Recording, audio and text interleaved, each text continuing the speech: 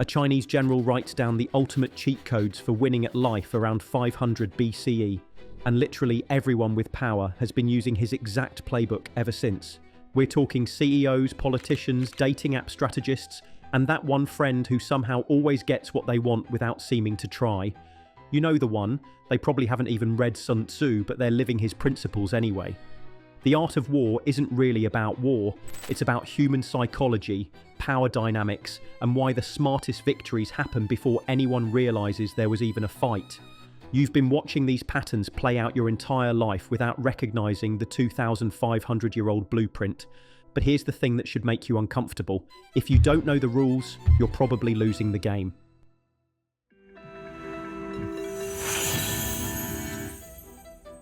Sun Tzu wasn't just some ancient military guy who got lucky with good advice. This man cracked the code on human behavior so thoroughly that his strategies work on your brain exactly the same way they worked on ancient Chinese warlords.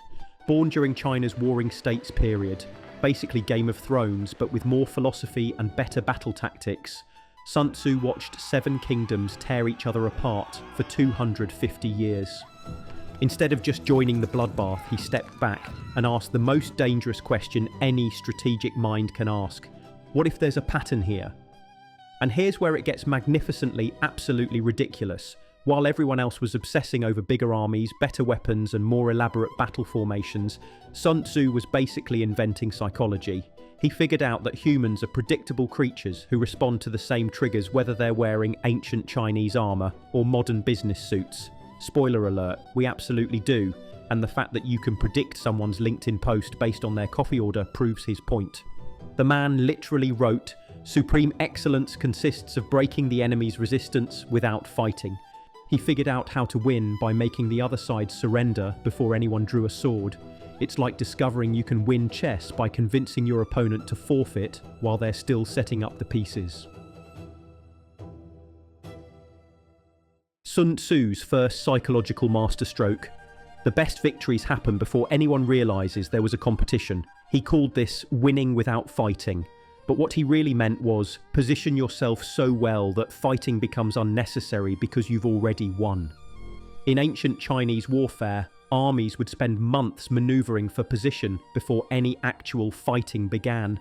Not because they were cowards, but because Sun Tzu had figured out something profound about human psychology. The side that controls timing, positioning, and circumstances controls the outcome, regardless of who has the bigger swords. That colleague who somehow always gets the promotions. They're not necessarily smarter or working harder.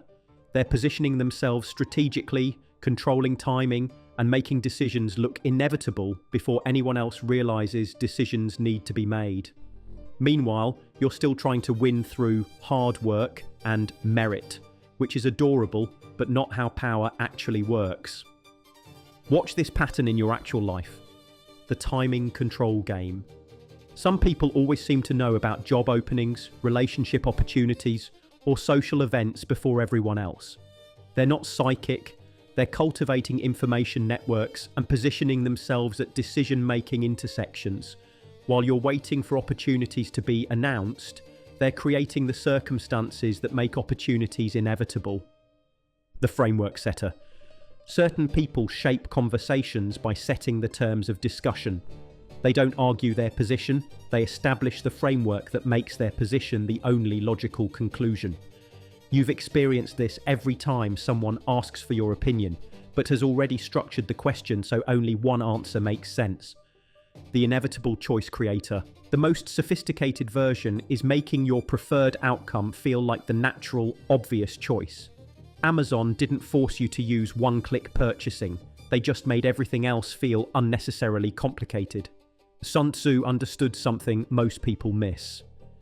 Human beings hate making difficult decisions.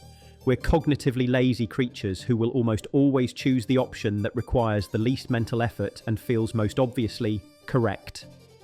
Position yourself as that option and people choose you while feeling like it was entirely their idea. But winning before the fight starts is only the beginning. Sometimes you can't avoid conflict entirely. Which brings us to Sun Tzu's second pattern, one that's even more psychologically devastating.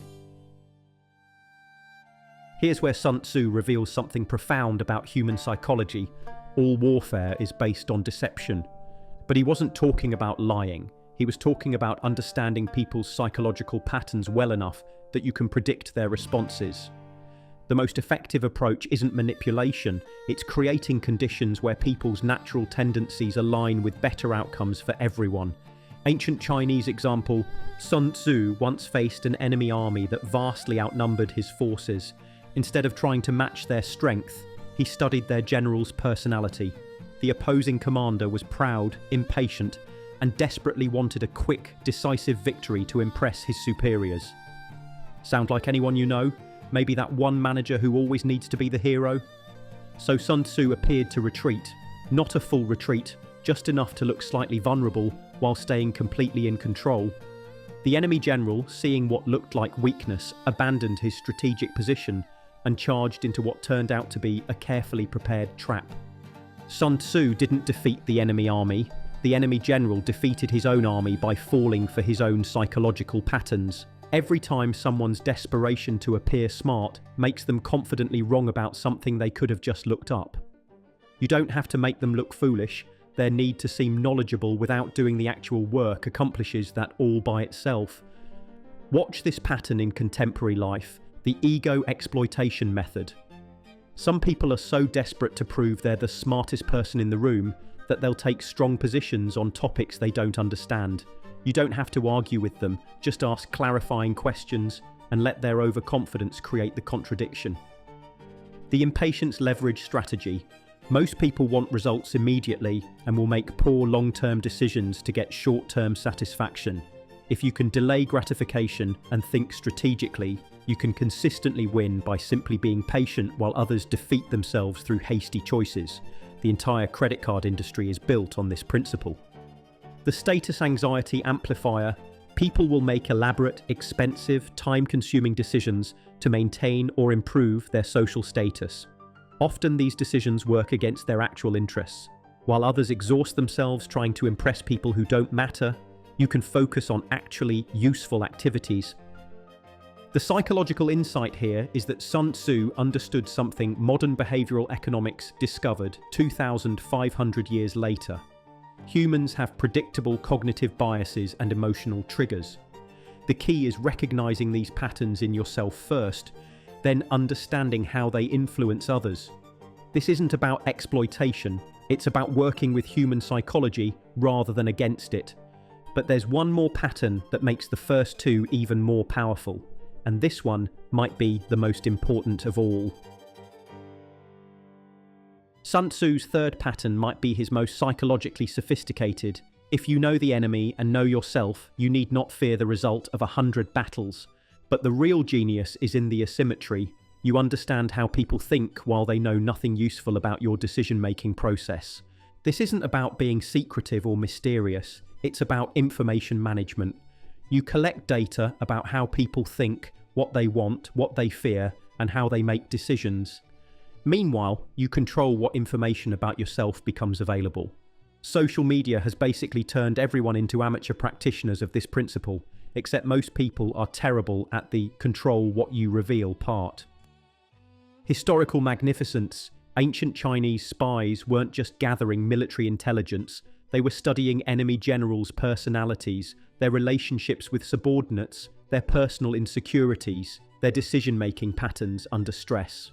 Sun Tzu wanted to know not just what the enemy might do, but why they would do it and how they would feel about doing it. One of his favourite tactics was feeding false information that would trigger the enemy general's specific psychological weaknesses. Proud generals got information that made them overconfident. Paranoid generals got intelligence that increased their suspicion of their own allies. Greedy commanders received reports about treasure that didn't exist in places that were actually traps. It's like knowing someone's dating app behaviour patterns so well that you can predict their swipe decisions, while they have no idea how you choose your photos, write your bio, or time your messages. Watch this pattern in action. The strategic question method. In negotiations, relationships, or competitive situations, the person asking questions usually has more power than the person answering them. Questions gather information while revealing almost nothing about your position, priorities, or strategy. The preference mapping technique. Pay attention to what people actually do versus what they say they want. Their revealed preferences, the choices they make when they think no one is watching, tell you everything about their real motivations and decision-making patterns. The reaction observation system. Watch how people respond to stress, unexpected changes, or challenges to their beliefs. These reactions reveal their true priorities, insecurities, and decision-making processes. Most people don't know their own behavioral patterns under pressure, but once you recognize them, those patterns become predictable. The real power of this pattern isn't manipulation, it's understanding. When you understand how people actually think and make decisions, you can communicate more effectively and position yourself and your ideas in ways that naturally align with their psychological patterns rather than fighting against them. Now, once you understand all three patterns, you start seeing them everywhere, and that changes everything. Here's what most people miss about these 2,500-year-old patterns. They're playing out around you constantly, and you're probably on the losing side of most of them because you don't recognize the game being played. Your workplace runs on these patterns. That person who always seems to get their way in meetings, they're practicing pattern number 1, positioning their ideas as the obvious solution before anyone realizes they need to make a decision. They're not necessarily the smartest person in the room. They're just the one who understands how decisions actually get made. Your social circle operates on them too. The person who effortlessly maintains relationships, gets invitations to everything, and somehow avoids drama, they've figured out pattern number 3. They understand everyone's motivations while keeping their own psychology relatively opaque. Meanwhile, you're probably oversharing your opinions and plans while knowing surprisingly little about what actually drives the people around you. Dating apps are basically Sun Tzu's principles gamified. The people who consistently get matches understand pattern number 2. They're not trying to impress everyone. They're creating profiles that trigger specific psychological responses while letting other people's desperation eliminate the competition. Even social media platforms use this framework. They win without fighting by making their preferred behavior, endless scrolling, engagement, data sharing, feel like your autonomous choice. They know everything about your psychological patterns, while you know almost nothing about how their algorithms work, and they make you defeat yourself by exploiting your natural need for social validation. Once you understand these patterns, you can start spotting them as they happen, and once you see them, you can't unsee them. Recognizing pattern number 1, win before fighting. Watch for people who seem to always be in the right place at the right time. They're not lucky. They're positioning themselves strategically. Notice who gets information early, who's consulted before decisions are made, and who somehow always has their preferred option ready when opportunities arise. Ask yourself, what decisions in your life feel inevitable but probably shouldn't? Someone might be using pattern number 1 on you by making their preferred outcome seem like the natural choice. Recognizing pattern number 2, make them defeat themselves. Look for situations where people's own psychological patterns work against their stated goals. The person who wants to save money but can't resist sales. The colleague who wants respect but undermines themselves by being defensive about everything. Check your own behavior. Are you consistently making choices that work against your long-term interests because of short-term emotional triggers? Recognizing pattern number 3, know everything, reveal nothing. Notice the information asymmetries in your relationships. Who asks more questions than they answer? Who seems to understand your motivations better than you understand theirs? Consider what you're revealing about yourself versus what you actually know about others. If you're sharing opinions, fears, and plans freely while others remain strategically opaque, you're probably giving away more power than you realize. But recognizing these patterns is only half the battle.